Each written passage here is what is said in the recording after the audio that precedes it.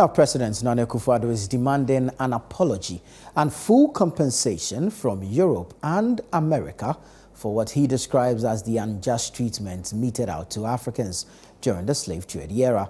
He maintains that inhumane treatment against Africans still remains a scar on the conscience of the slave masters. Citi News' Samuel Yafe has more. At the opening of a 3-day conference in Accra to demand reparation for the many injustices meted out to Africans and Caribbeans during the 17th and 18th century slave trade, Nana Akufo-Addo says nothing short of an apology and compensation will help mitigate the plight of families who lost loved ones during the dark days of the slavery. The effects of the slave trade have been devastating to the continent and to the African diaspora. The entire period of slavery meant that our progress, economically, culturally, and psychologically, was stifled.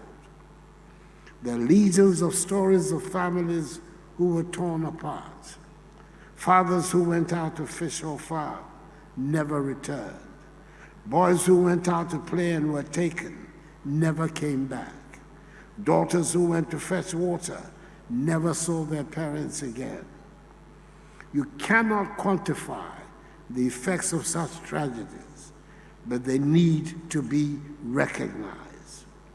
Africa and her peoples lost out tremendously in that period, and its ripple effects are still being felt right till this day. The Accra Reparation Conference, among other things, seeks to bring African countries together to present a united front in demanding an apology and reparation from the West for the ills done to Africans. Nana Akufo-Addo believes this is the only way out.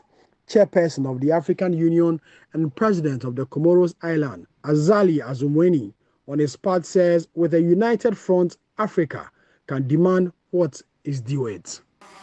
Let us face our history by recognizing its effects and ask for concrete measures to be adopted in order to ensure reparations for the harm caused. It is therefore necessary for us to have a common understanding of the far-reaching nature of the harmful natures, because slavery and colonialism are still resonating in the economic and social as well as political inequalities.